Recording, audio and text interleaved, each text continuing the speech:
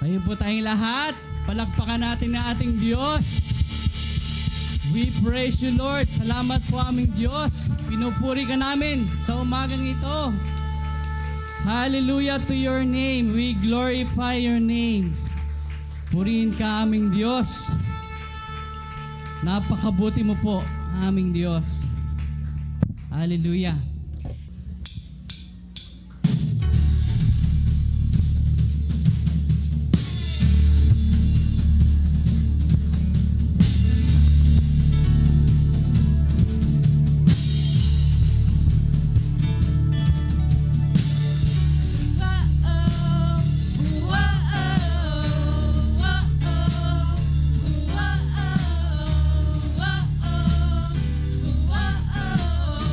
Whoa.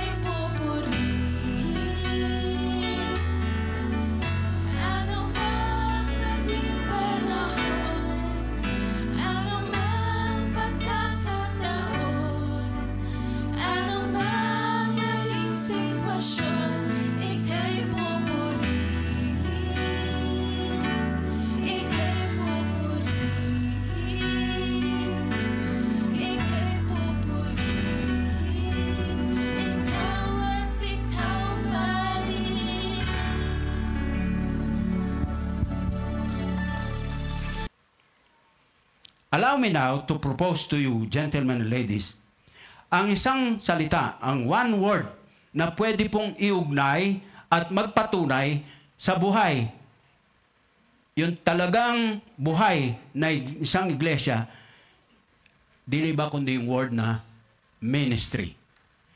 Ministry, paggawa, paglilingkod.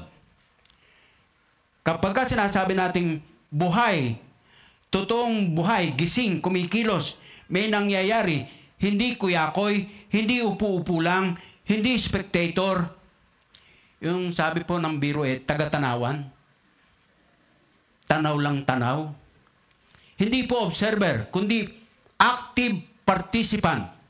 Kaya nga po natin inaalam yung ating spiritual gift, mga kapatid, sa ginawa nating survey kanina, para po layunin natin na mapabilang tayo sa puwersa ng Diyos, sa iglesia ng Diyos, na pwede pong maghayag ng kanyang kalwalhatian sa maraming iba't ibang paraan. Dahil po, marami siyang iba't ibang mga kaloob sa iglesia ng Panginoon. Bawat isa sa atin, pwede pong makasali, makilahok dyan sa gawain yan. Serving and not being served. Naalala niyo ang Mark 10:45, mismo sa bibig ng Panginoon nahayag.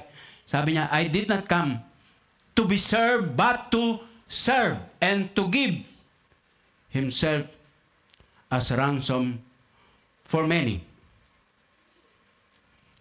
Ang mag-ama na si Warren and David Wiersbe, mag-ama po ito naging mga lingkod ng Diyos.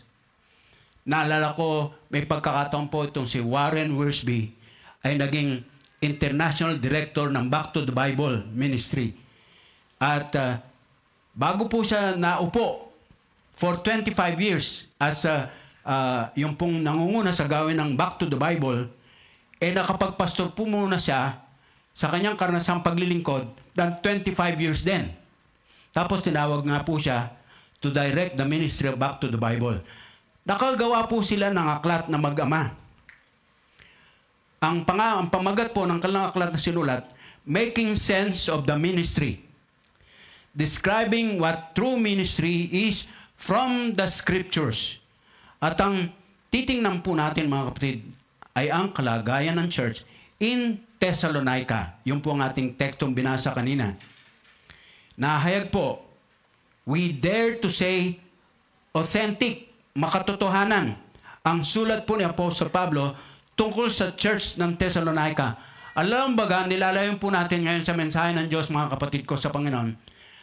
Parang pwede nating lagay sa ating kaisipan, karaniwan lang tayo as a local church kumpara sa Thessalonica, sa church ng Thessalonica. Parang ganun lang po. May church na natayo ang Panginoon Diyos through Apostle Paul's ministry and his team. Nagpunta sa city of Thessalonica, nakapagsimula ng gawain doon, naging isang local church. Equally sa ating po karanasan, ganun din po. So mula doon sa nakita nating mga halimbawa na buhay nga talaga ang church sa Thessalonica, paghahambingin po natin sa ating karanasan. Para patunayan nga po, the true living church. The church that really lives.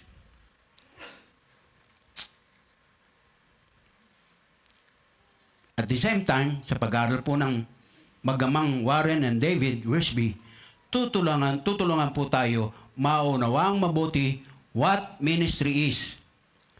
Atras tayo ng kaunti at ika nga po, sa mga kaabalahan natin sa ministry o ginagawa natin ngayon at suriin kung ano tayo, church ba o social organization lang? Ano talaga ang dapat nating ginagawa? Kumusta tayo? Ano ang lagay natin sa paningin ng Diyos na ating pinaglilingkuran?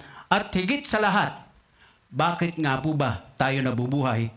At bakit natin ginagawa ang ating ginagawa? Pause muna tayo. Tingnan po natin ang sasabihin ni Pablo, sinabi ni Pablo, tungkol sa church sa Thessalonica. Ang summary statement ng lagay ng totoong mananampalataya. Simulan po natin ang pagsusuri, pag-aaral, doon sa chapter 1 ng book of 1 Thessalonians. Meron pong dalawang bahagi na bibigyan natin panimulang obserbasyon.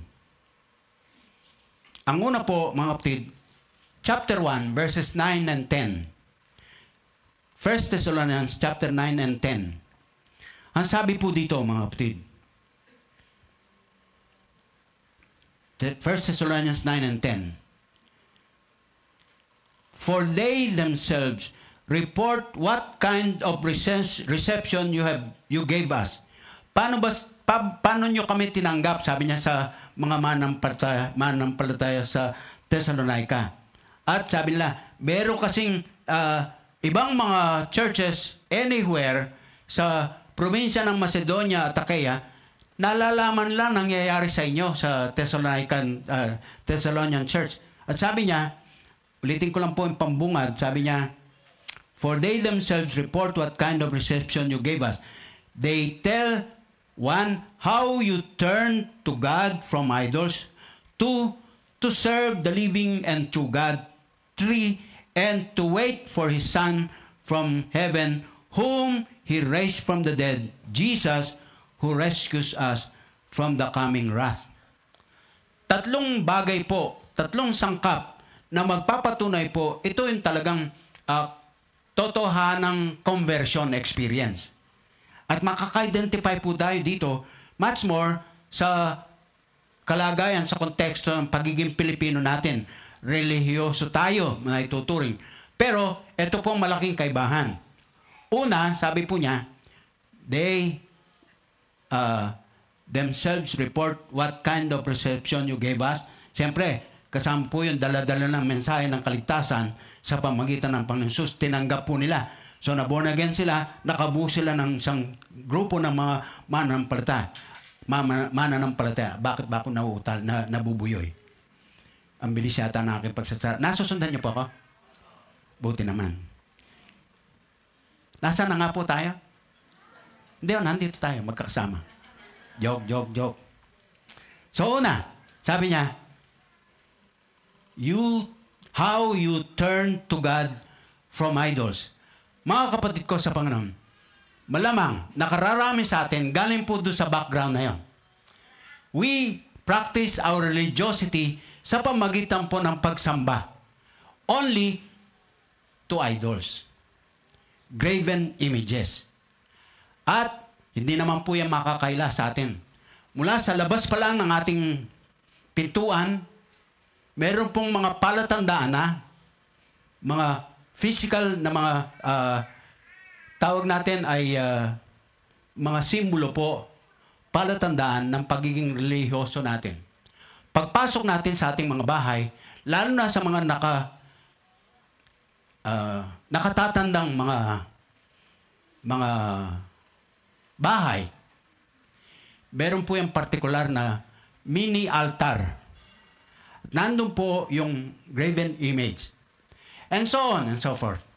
Sa mga sasakyan natin na ginagamit, sa may harapan po natin dito sa salamin ng ating mga sasakyan, meron pong mga nakasabit dyan na mga simbolo ng religiosity ni Pilipino. However, ito po ang kaibahan. Dati, ito po ang ating kinikilala. Ito po ang ating sinasamba. Pero ayon po sa karanasan ng Thessalonia na church, katulad sa atin din po, sabi niya, how you have turned to God from idols. Isang maliwanag na hakbang, pinagkaiba ng totoong mananampalataya, ng totoong relihiyoso kung tagurian. Ikalawa, sabi po ng talata, to serve the living and true God. Dati po, amin at sa hindi, alipin po tayo ng pagsamba sa Diyos-Diyosan. Pero pinalaya na po tayo doon. And now, we are open to the possibility using our gifts, our abilities, our skills to serve the living and true God. At ang malaki pong kaibahan dyan sa punto na yan, mga kapatid ko sa Panginoon, hindi po katulad ng dati, ang ating quote-unquote pinaglilingkuran, yung idol, wala pong ano yun eh. Ano bang mas tamang salita? Walang balik yun eh. Because in the first place, wala pong buhay yon. Pero ang Diyos na sinasabi na po sa Pablo dito, sa Thessalonian Church, yung living and true God. And with that description of what kind of God we have, gentlemen and ladies, maniwala po kayo dito. Hindi naman po tayo gagawa sa Panginoon parang namumuhunan tayo para makinabang. Hindi po yan. Kung sakali man ganon, ang pakinabang na pwede natin sabihin, bawat paggawa po natin, nagdadala ng kaluwalhatian sa ating Panginoon Diyos at nagtitiyak sa atin, anumang effort natin dito sa mundo, meron po yung katumbas doon sa langit. Kaya sabi niya, magsimpan kayo ng mga treasures not on earth, but up there in heaven. Eternity ang pinag-uusapan po natin. Huwag tayong mamuhunan para sa temporal. Para dito lang. Magsisikap ba tayo na ang sarap-sarap ng buhay natin dito sa mundo, pero empty yung ating lalagyan ng kaluwalhatian para laan sa ating Diyos sa langit. Huwag po naman. Huwag po naman. Yun po ang magandang punto rito. At ang pangatlo po, sabi ng verse 10, and to wait for His Son from heaven. To wait. Ang another word in the scriptures sa puntong ito is the word hope. Hope. May pag-asa. Merong tinatanaw sa hinaharap. Meron pong mabuting bagay na nakareserba tangi para sa Kristiyano na. While we wait sa pagbalik po ng tagapagligtas natin. To wait for His Son from heaven. Ano po ba ang ating ma-appreciate mabuti sa pagkasugo ng Diyos Ama sa kanyang bugtong na anak nung una siyang bumaba sa lupa? Sabi niya, whom He raised from the dead. Namatay po ang Panginoong Sus para sa ating kaligtasan. Ang malaking kaibahan. Wala na pong ibang Diyos na pwede pong namatay. Pero nabuhay din maguli. Tangi ang Panginoon Sus po lamang. Kaya nasasabi ko nga pong bilang patotoo, inuulit-ulit ko po, nung tumanggap ako sa Panginoong Sus sa kamusmusan ng aking edad, 11 years old, naging malinaw po sa akin yung kaisipan. Kung itong sinasabing Jesus na ito na aking tagapagligtas, namatay, inilibing, katibayan po na namatay talaga siya. Bihira naman tayong makarinig ng yung buhay pa, nililibing na. Ang alam nating nililibing ay yung patay na. Tama po ba?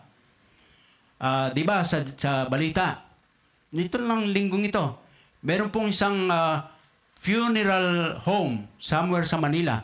Aba, hinuli po pinasara. At ano po, kasi nakita po, may mga salita po mismo sa balita, tinambak na mga patay. Nakapila po dun sa para embalsamo. Wala si Pastor Migs doon. Kaya natambak po. Natambak. Nangyari po, bawal sa batas. Kasi yung sanitation, etc., etc. Kaya pinasara po yung punerarya na yon. Ay, nako. Ang kaibahan po ng ating Panginoon Jesus, namatay po siya, opo, para sa ating kasalanan. Pero nabuhay po siyang muli. On the third day, after His death, He was buried. On the third day, He rose from the dead. And sa kanya pong pag-akyat sa langit, nangako po siya, babalik ako para sunduin ko kayo. Doon sa sino man na meron pong kaugnayan ng personal sa kanya, sabi niya, babalik ako, susunduin ko kayo. Kasi ang gusto ko, kung saan ako naroon, doon din kayo. Wow, kasarap na malaman. And then mga kapatid, balik tayo sa verse 3 naman. Ito, tatlong bagay po ito ha. Ito, another set of 3. Encouraging din po ng mga hinahabi ng verse 3. We continually remember before our God and Father, your work produced by faith, your labor prompted by love, and your endurance inspired by hope in our Lord Jesus Christ. Mga kapatid, di po ba sapat at sapat na, na katibayan, buhay, gising ang iglesia sa Thessalonica?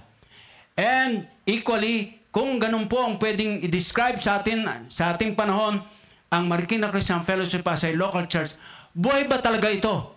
Gising ba talaga ito? May nangyayari ba talagang mabuti at maganda sa Kanya? Yun ang ating malalaman pag-ambingin po natin ang church ng MCF at ang Thessalonian Church sa panahon ni Apostol Pablo.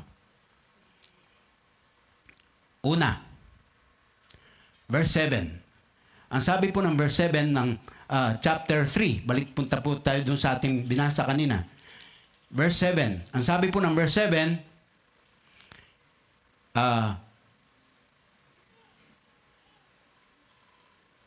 ang sabi po niya, therefore, brothers, in all our distress and persecution, we were encouraged about you because of your faith.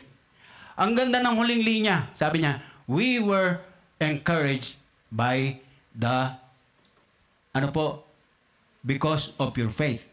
Wow. However, hinango po natin dun sa dalawang salita na ang una nating matututuhan dito sa ating pinag-aaralan. Sabi po, therefore, brothers, in all our distress and persecution. Mga kapatid kong minamahal, ang una pong punto natin, ang iglesyang totoong buhay ay totoong buhay. Ang iglesia ay totoong buhay dahil alam niya ang sukatan ng kanyang ministry ay sacrifice. Pagsasakripisyo. Pagpapauna sa iba. Hindi isinusuong ang kanyang sarili, una muna siya bago ang iba. May pagsasakripisyo. Yung pong sukatan ng ministry ng church. Kaya masasabing buhay. Dito po, meron sinabi sa Apostle Paul na sabi niya ay merong persecution at meron pong distress na kanyang naranasan. At alam naman po natin, baging sa ibang bahagi ng sulat niya, 1 Corinthians o 2 Corinthians, sinasabi niya ang kanyang mga naranasan. At inuulit-ulit natin dito sa likod ng pulpito ng Diyos. Yung pong sinasabi ng ating mga commentaries. Alam niyo si Apostol Pablo, parang kung sa literal na paghahayag, hindi po siya babagay na sabing gwapo, pogi. Hindi siya katulad ng mga taga-MCF na mga kalalakihan. Mga pogi po yan. Pogi. Presence of God inside. Yun. Yun po yung pogi. Parang walang reaksyon, ha?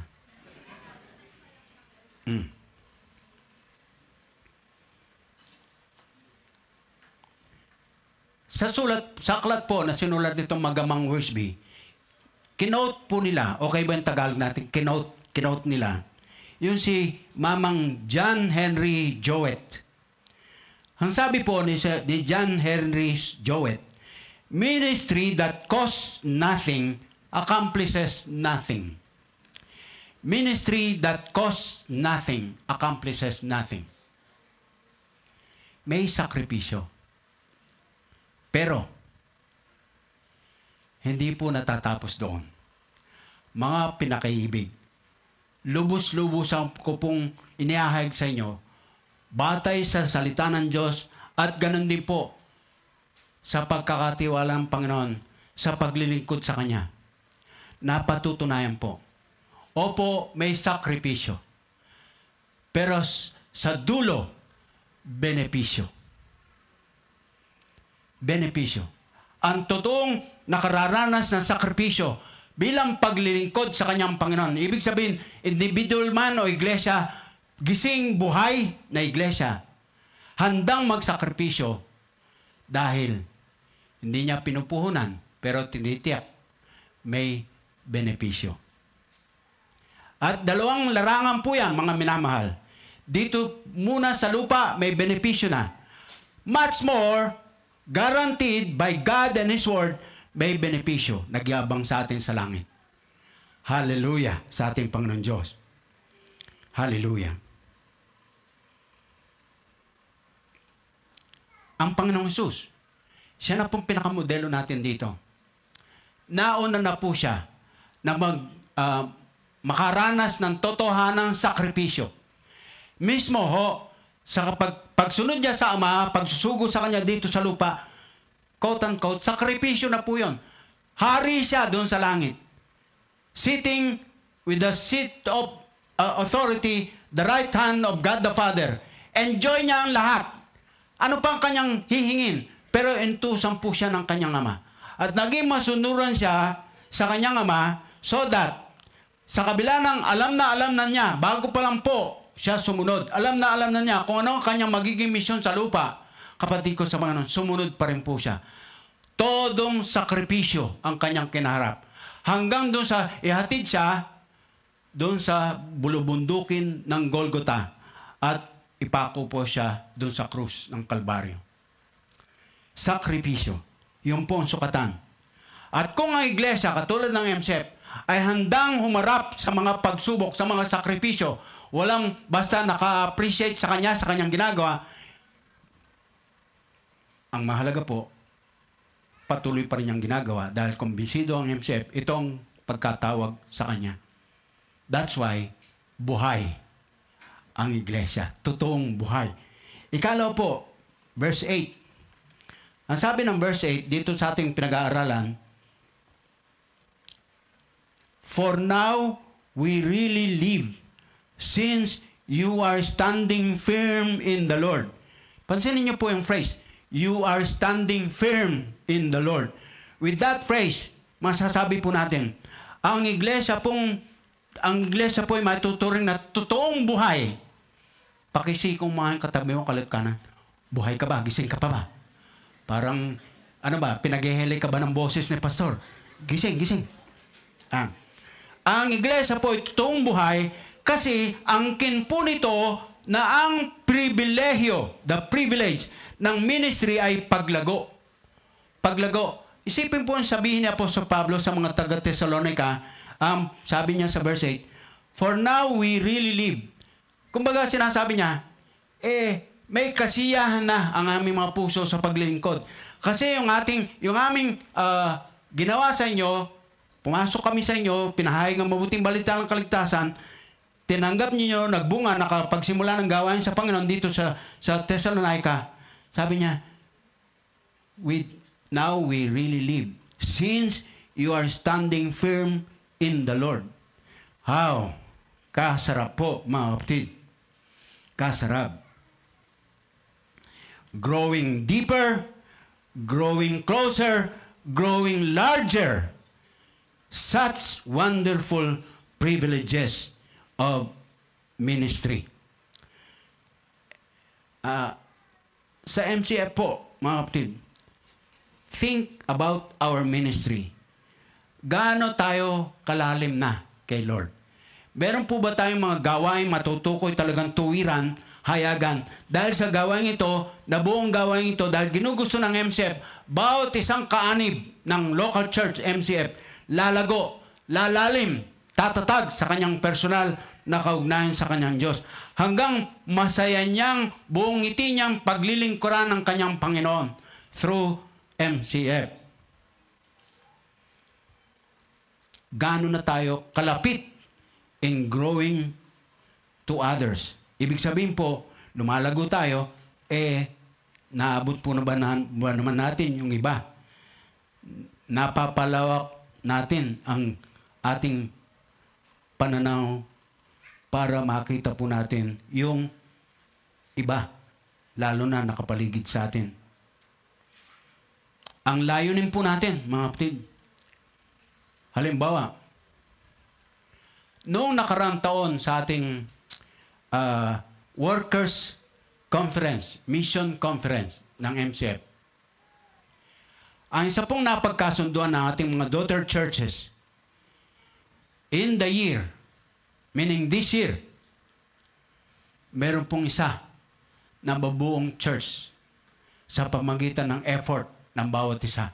Meron po tayong 8 mga grupo na under our umbrella sa iba-ibang mga lugar. At sa linggo nga po, may iwan ang taong bahay po natin sa linggo, ang Pastor Migs.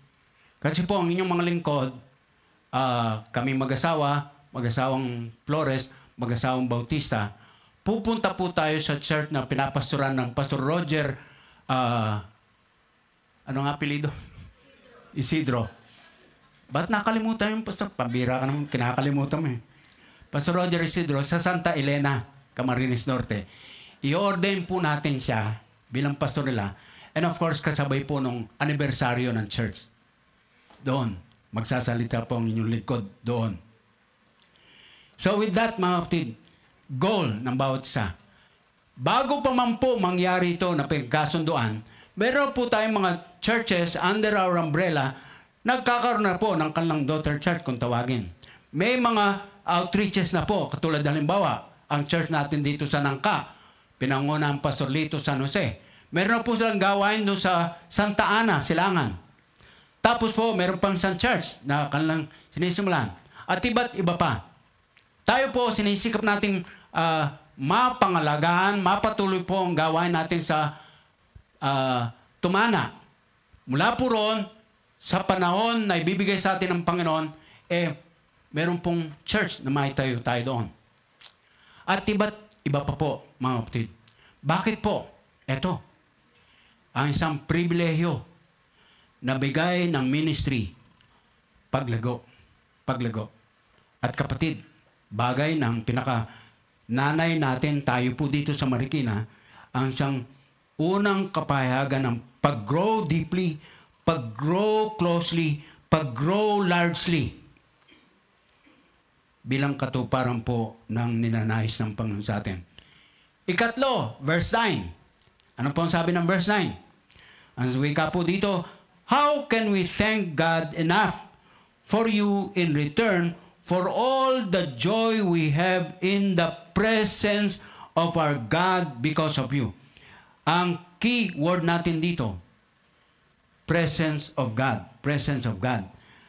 Dahil po, ang pangatlong obserbasyon po natin dito, yung matatawag po na iglesia ay totoong buhay dahil inaayunan po niya ang layunin ng ministry is to glorify God. The presence of God is equal to the glory of God.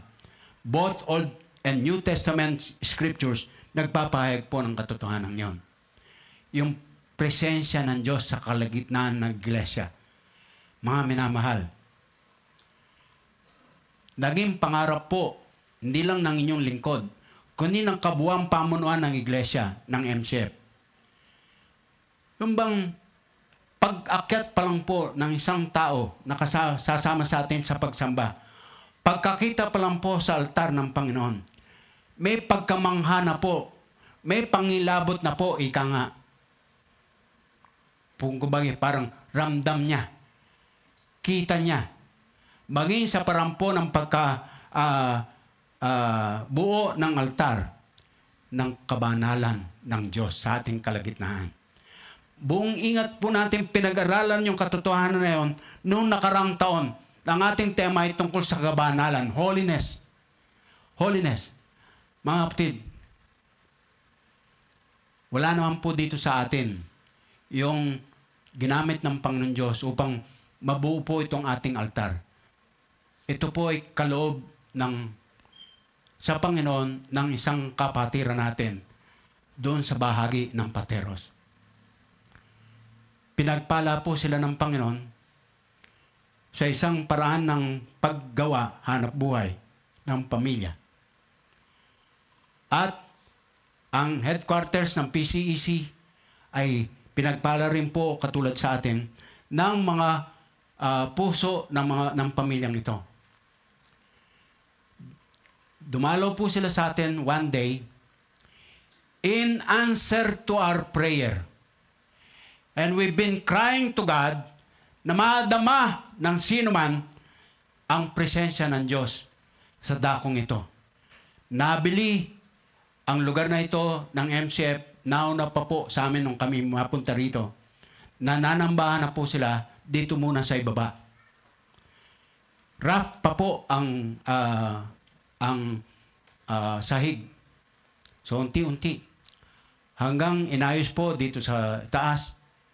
And then, isa pong, hindi ko maalala na kung alin nauna, yung po bang aircon na ating lugar o itong bubuo ng altar. Hindi ko na maalala ang aling una. Pero nag-iiyakan tayo kay Lord. Dahil po, kita natin, halimbawa itong ating mga pag-aircon.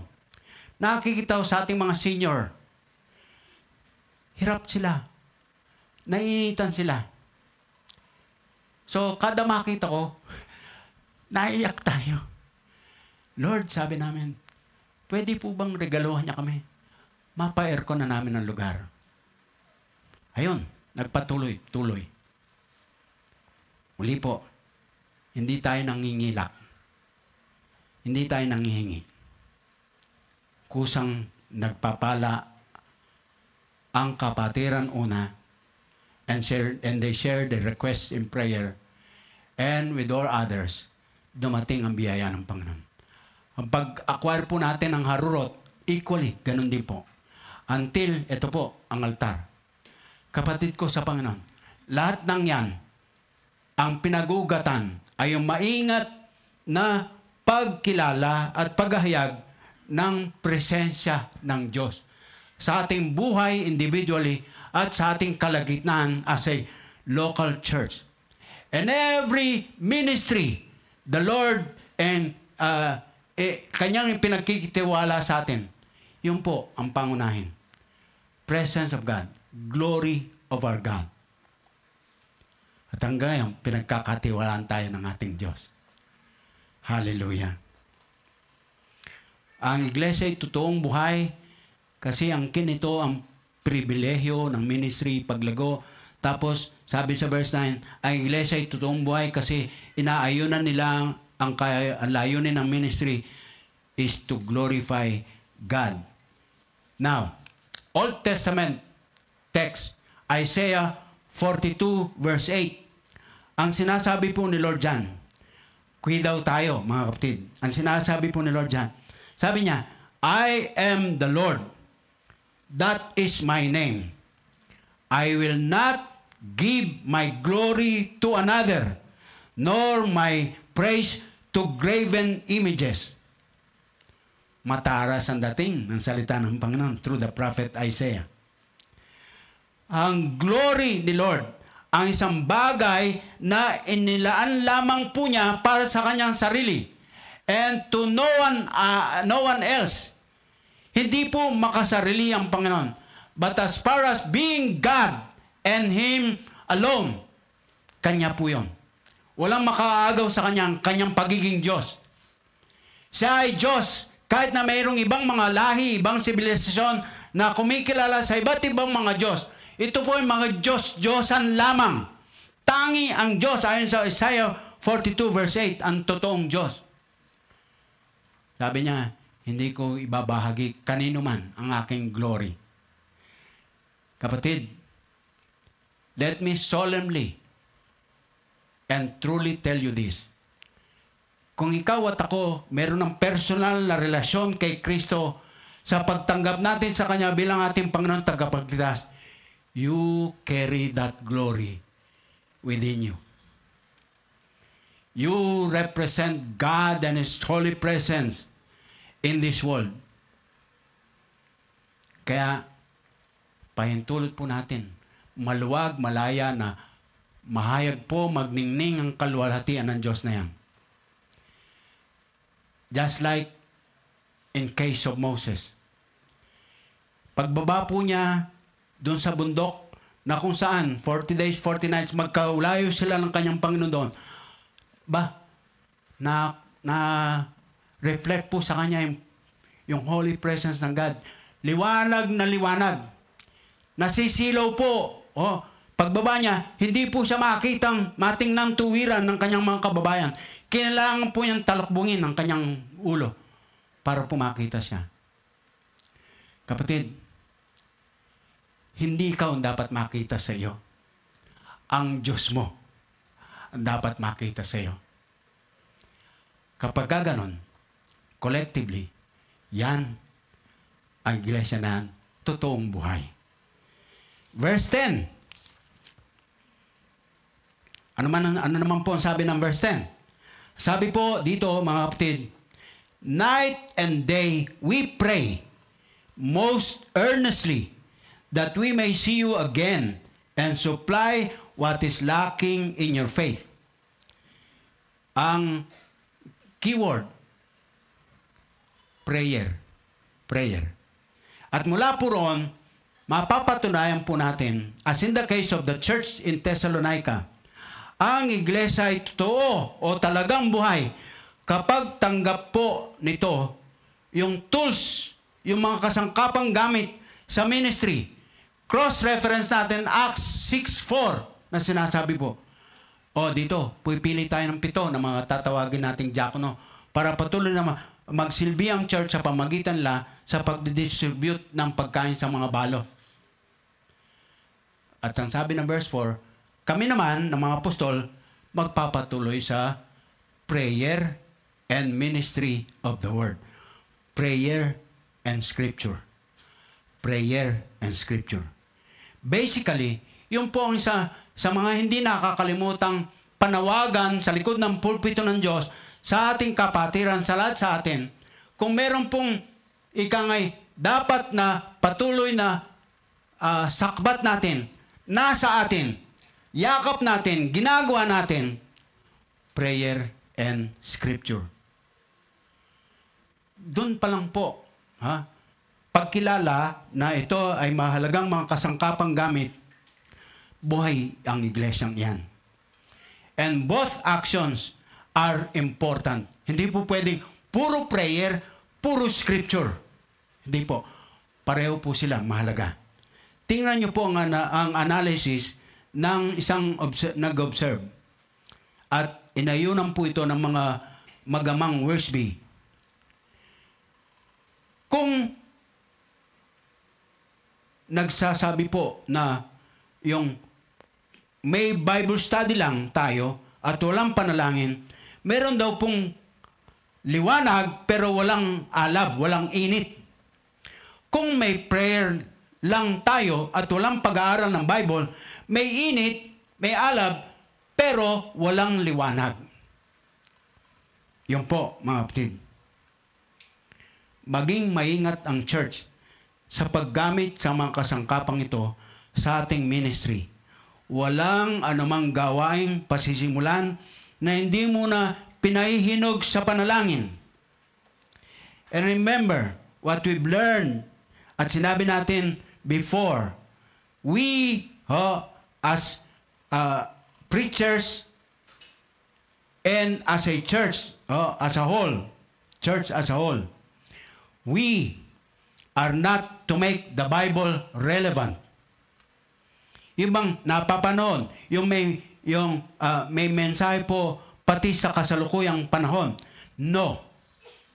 Hindi po natin layunin na gawing ang Biblia ay relevant. Why so? Because, gentlemen and ladies, buong conviction ang sinasabi natin, it is already relevant. Relevant na po siya. Napapanahon po siya. Anumang panahon yan, anumang siglong dumaan, anumang pagpapatuloy ng sibilisasyon, anumang siglo ang dumaan pa, ang Biblia nananatiling relevant. So, ang papel po natin na sa local church, mapapatunahan po, buhay tayo sa local church, kung kumbinsido tayo sa katotohanan ito. We are not to make the Bible relevant because it is already relevant. Huwag babaguhin ang mensahe. Pwede pong magbago ang mga pamamaraan, but not the substance itself, not the meat. Hindi po yung laman, hindi po yung meat. Tama ba yung Tagalog ko? Laman. Yan. Second to the last observation natin. paano ba natin malalaman talaga based on the church in Thessalonica, buhay ba ang church? Verse 12. Wika po sa verse 12, may the Lord make your love increase and overflow for each other and for everyone else, just as ours does for you. Ang sentrong salita, love. Love. So, out of this, mga kapatid, makukumbisi tayo, ang iglesia ay talagang buhay kapag ang motibo ay na nagtutulak sa kanya, sa ministry, ay love. Pag-ibig. At pansinin po ninyo, meron pong parang, anong tawag natin dyan? Yung flow, yung daloy po ng paghahayagan, ng pag-ibigan. Tingnan po nyo, sabi niya, may the Lord make your love increase and overflow for each other. Galing po sa Diyos ang pag-ibig. Inilagay yan sa puso mo. Tapos sabi niya, mag-overflow yan sa iyong love sa iba. Sa iba.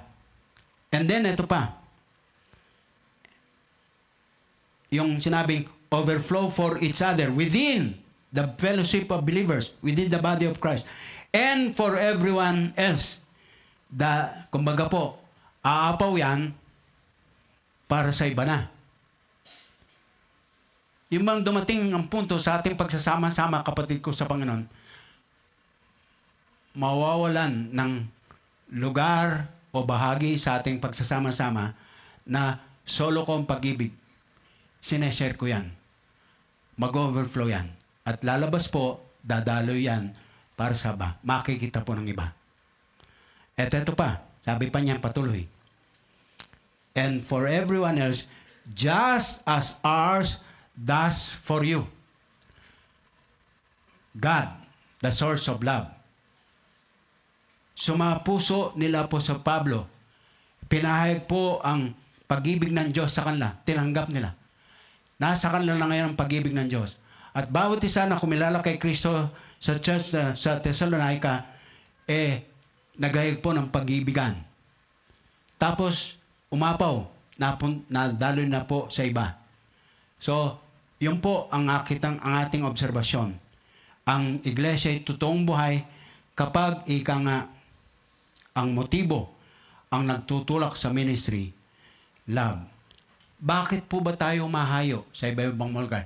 Bakit po ba yung ating anumang denomination, anumang kulay ng salapi natin, pinagkatiwala ng Diyos sa ating mga bulsa, binibigay po natin sa gawain ng Panginoon. Bakit po ba, hindi na tayo makahayo, hindi na tayo makalayo dahil sa iba-ibang mga kadahilanan. Pero kaya pa pong, kundi man kayang lumuhod pa, uupo sa isang tabi, magbubulay ng salita ng Diyos, mananalangin doon sa bawat pagkakataon na bibigay ni Lord, may share sa iba ang gospel, good news of salvation. Ginagawa pa rin po natin yon. Nawa po, makita, pag-ibig ang nagtutulak. Pag-ibig. Hindi ka mapapalagay hanggat hindi naihayag yung love na yan. Hindi po yung bagay na iniimbak.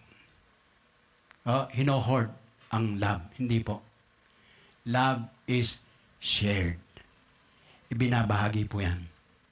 At panghuli po, mga kapatid, sa ating obserbasyon mula sa mga talatang ating binubulay, sabi po niya, verse 13,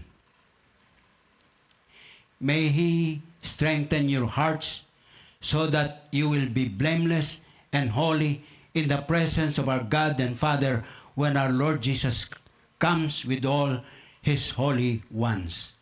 Mula po sa talatang ito, makakita po natin, mga minamahal, ang iglesia po ay totoong buhay dahil pinangangalagaan nito ang pangalan ni Lord na nakakabit po sa Kanya.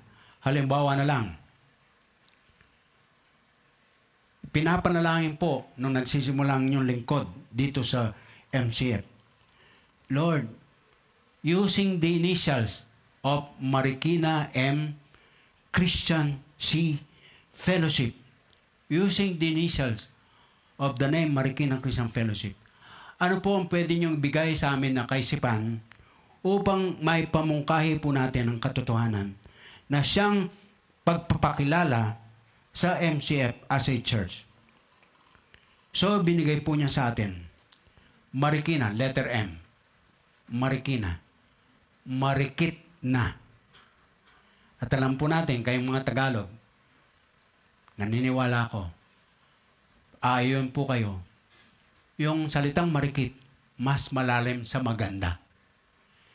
Kumbaga, superlative po ito. I pray to God, ang MCF, from the word Marikina, marikit na. Higit pa sa maganda. So, Ate Dada, happy birthday bukas. Hindi yan gift, yung pagiging maganda.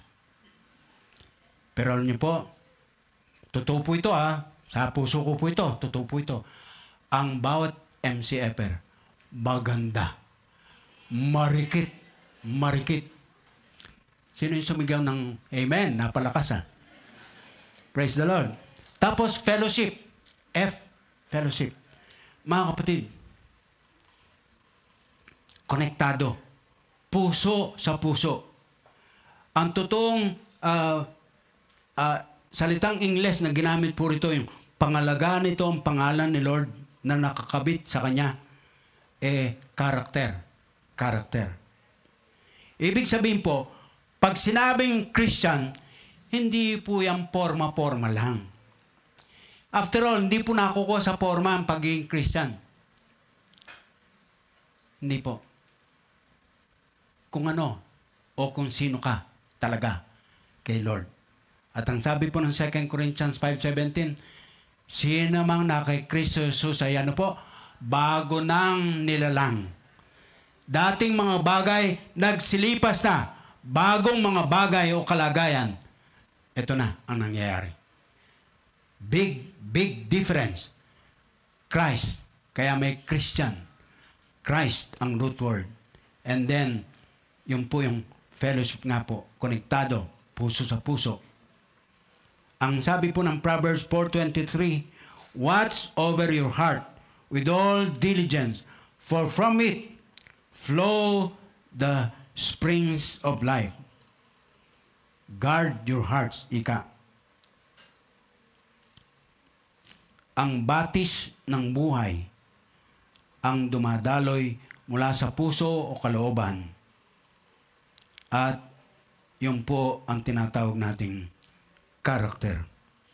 So, sa huli po, mga kapatid, ang hamon para sa atin mula sa mensahe ng Diyos.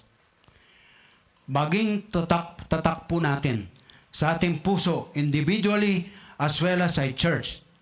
Magpapatunay na tayo totoong buhay at ilalagay tayo ng mga ito sa tamang puntirya ng paglilingkod sa Diyos. At tiyakan po, hindi ko po maagaw ang pwesto ninyo, ang posisyon ninyo na bigay ng Diyos, kakabinigyan ng spiritual gift dahil meron po siyang puwang para sa iyo sa paglilingkod through the church.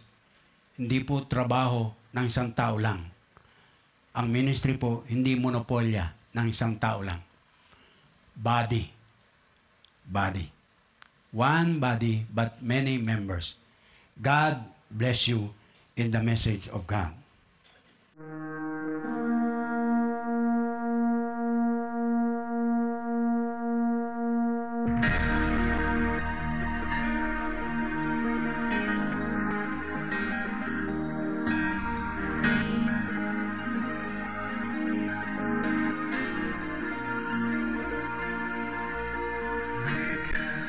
Your showcase an attraction for you, then others may see who you really are,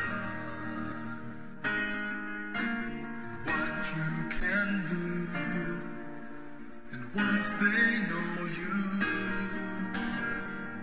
they will love and serve you.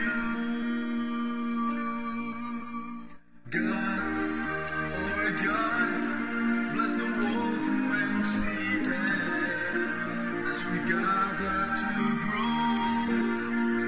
scattered.